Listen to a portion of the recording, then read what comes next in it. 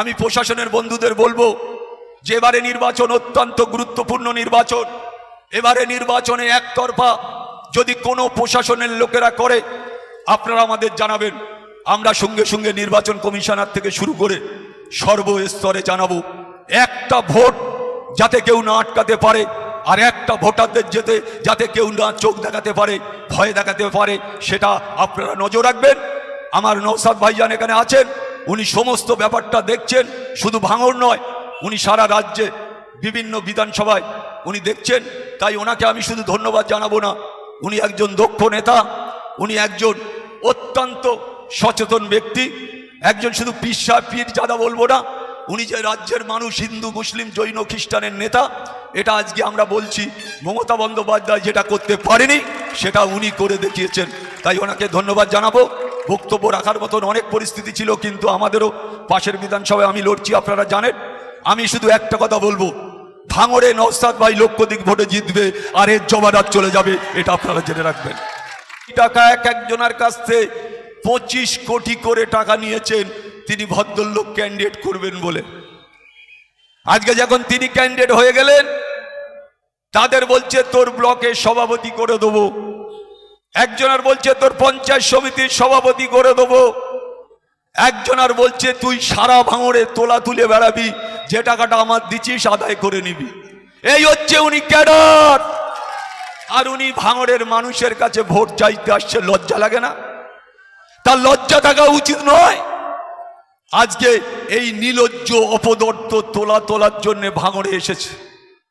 শুধু 75 কোটি টাকা নয়, আপনারা এই ক্যানেলে বাস করেন, ক্যানেলের ধারে একজন তারদা অঞ্চলের নেতা, তার দায়িত্ব হচ্ছে যত ওয়েটল্যান্ড খাস জমি, বর্গা জমি, পাট্টা জমি বিক্রি করার দায়িত্ব তার।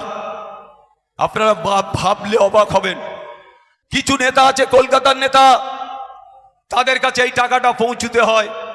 আমার বহিষ্কার করার জন্য 2 কোটি টাকা নিয়েছে। সে বলে আমি বড় মুসলমান। 2 কোটি টাকা নিয়ে মমতা বন্দ্যোপাধ্যায় এখন কানে শুনতে পায় না, চোখে দেখে, চোখে শোনে, আর কান দিয়ে শুনতে পায় না। উনি কালা হয়ে গেছে, বাংলার মানুষের কথা শুনতে পান না, উনি শুধু নেতাদের কথা শোনেন।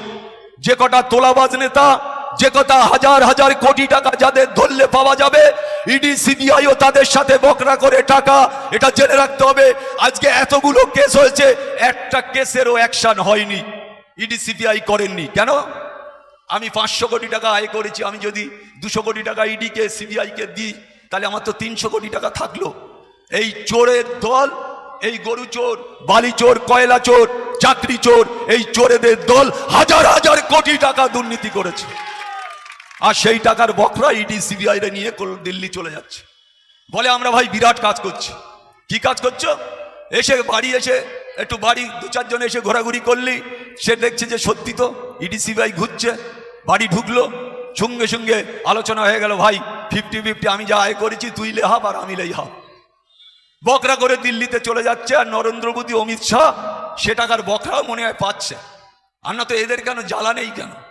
বাংলায় মমতা বন্দ্যোপাধ্যায়ের কাছে আসলে সব যেন শুয়ে পড়ে।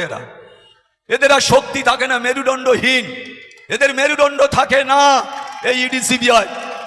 তাই বলতে চাই, তাই সবাইকে ধন্যবাদ, শুভেচ্ছা, অভিনন্দন, ভালোবাসা জানিয়ে, আমার ভাইজানকে আর একবার শুভেচ্ছা অভিনন্দন জানিয়ে, আমার মায়েরা, বোনেরা, আমার নারায়ণপুর অঞ্চলের সমস্ত নেতৃত্ব কর্মী, আইএসএফ এর বন্ধুরা, সবাইকে আন্তরিক শ্রদ্ধা ভালোবাসা জানিয়ে আমি আমার ছোট্ট বক্তব্য শেষ করলাম।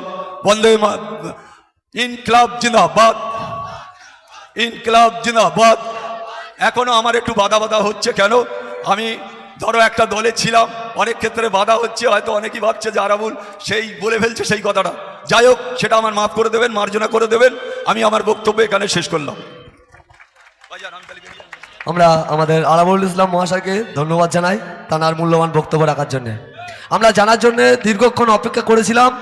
আমরা আমাদের নয়, টোটাল পশ্চিমবাংলার প্রিয় বিধায়ক পীরজাদা নওশাদ সিদ্দিকী ভাইজানকে ব্যাস পরিয়ে বরণ করে নিচ্ছেন আমাদের এই অঞ্চলের দায়িত্বশীল ব্যক্তি। তারদা অঞ্চলে একটা জমি বিক্রি করেছে, 300 বিঘে জমি, সেখানে প্রায় 2000 কোটি টাকা আত্মসাৎ করেছে। তারপরে যখন সেখানকার মানুষ জানতে পারলো, যখন মাথায় পাখি বেঁধে নামলো তখন নেতারা সব ছুটে পালিয়ে গেল, সেখান থেকে জমি ঘিরছিল। আজকে ওয়েটল্যান্ড বিক্রি করছে, খাস জমি বিক্রি করছে, ডেঙ্গা বাস্তু জমি বিক্রি করছে, করে ৬০০ কোটি টাকা তুলে শাসক দলের নেতারা বড় বড় কথা বলছে।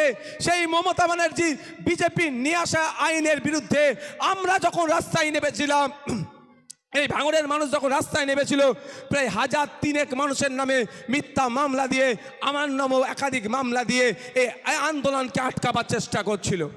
আমরা বিজেপির বিরুদ্ধে নেমেছি, যে বিজেপি মাদ্রাসা, মসজিদ, ঈদগাহ, কবরস্থান তথা ওয়াকফ সম্পত্তি কাটতে চাইছে। কিন্তু মমতা ব্যানার্জির উচিত ছিল আমাদের সাথ দেওয়া, বিজেপির বিরুদ্ধে আন্দোলনকে আরও বড় করা। কিন্তু তার পরিবর্তে আমরা কি দেখলাম, মমতা ব্যানার্জি আমরা যখন বিজেপির বিরুদ্ধে বলি, মমতা ব্যানার্জির দলের লোকের বুকে ব্যথা করে কেন? তলে তলে এরা এক জায়গায় মিলে আছে।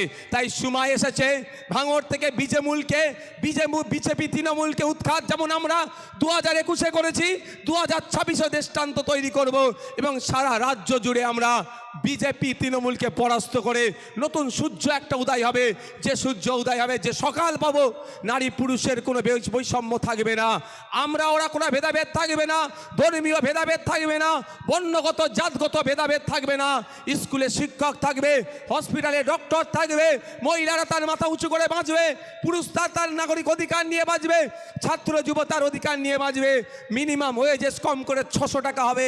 আজকের দিনে বলুন আপনারা, ডে লেবার যারা কাজ করেন 300-350 টাকায় ডে লেবারের কাজ হচ্ছে, ওটা আমরা বাড়িয়ে মিনিমাম একজনের একদিনের রোজ হিসাবে 600 টাকা আমরা ফিক্সড করব যদি আমরা নতুন সরকারে আসি। তাই আপনাদের বলবো, কারোর প্ররোচনায় পা দেওয়ার দরকার নাই, কারো কথায় উত্তেজিত হওয়ার দরকার নাই। আমি শুধু যেভাবে স্রোতের বিপক্ষে দিয়ে 2021 সালে আপনারা দৃষ্টান্ত তৈরি করেছিলেন, সারা রাজ্যের মানুষকে যখন বিজেপি তৃণমূল মিলে ভয় দেখিয়ে দিয়েছিল, এনআরসি সিএ করে নাকি দেশ থেকে তাড়িয়ে দেবে আর তৃণমূল নাকি তাকে আটকে দেবে, এই গল্পেতে যখন ভয় পাইয়ে দিয়েছিল, একমাত্র ভাঙড়ের বীর পুরুষেরা, ভাঙড়ের বীরাঙ্গনারা, ভাঙড়ের মায়েরা, ভাঙড়ের বাপেরা স্রোতের বিপক্ষে গিয়ে আমাকে জিতিয়ে বিধানসভার মধ্যে পাঠিয়েছিল। আর আজকে দেখুন, দেগঙ্গা বলছে, আমডাঙ্গা বলছে, অশোকনগর বলছে, মধ্যমগ্রাম বলছে, পলাশী বলছে, কুলপি বলছে, সারা রাজ্যের বিভিন্ন জায়গা থেকে আওয়াজ একটাই উঠছে, দ্বিতীয় ভাঙড় তৈরি হবে, দ্বিতীয় ভাঙড় তৈরি হবে। আজকে ভাঙড়ের মানুষকে আমি স্যালুট জানাই, ধন্যবাদ জানাই। ভাঙড়ের মানুষ যে আশার বীজ বপন করেছে, যে রাস্তা দেখিয়েছে, এক বিধায়ক 293টা বিধায়ককে হিলিয়ে দিতে পারে, অন্য অন্য বিধানসভার মানুষেরাও সেই সাহস পাচ্ছে যে নওশাদ সিদ্দিকীর সাথে 2026 সালে শুধু নওশাদ সিদ্দিকী একা যাবে না, ক্যানিং পূর্ব থেকে যাবে, ক্যানিং পশ্চিম থেকে যাবে, কুলপি থেকে যাবে, রায়দিঘি থেকে যাবে, বাসন্তী থেকে যাবে, মিনাখা থেকে যাবে, এমন করে রাজ্যের বিভিন্ন প্রান্ত থেকে বিধায়ককে জিতিয়ে নওশাদ সিদ্দিকীর দ্বিতীয় তৈরি করে আইনসভার মধ্যে পাঠাতে হবে। নওশাদ সিদ্দিকী এবং তারা মিলে এই লড়াই করে মানুষের অধিকারকে সুনিশ্চিত করবে, ধর্মীয় বিভাজনকে বন্ধ করবে। তাই আপনারা যে রাস্তা দেখিয়েছেন, সেই রাস্তার দিকে আজকে অন্য অন্য বিধানসভার মানুষেরা চলছে। তাই ভাঙড়ের মানুষকে বলবো, আমাদের কাছে একটা বড় সুযোগ এসেছে রাজ্যের মানুষকে প্রমাণ দেওয়া যে ভাঙড় পথ দেখায়। কেমন পথ? মমতা ব্যানার্জি যাকে নিজে বলছে তুই বোম্বা দিস, তাকেই ভাঙড়ের বিধায়ক বানিয়ে তাকে তৃণমূলের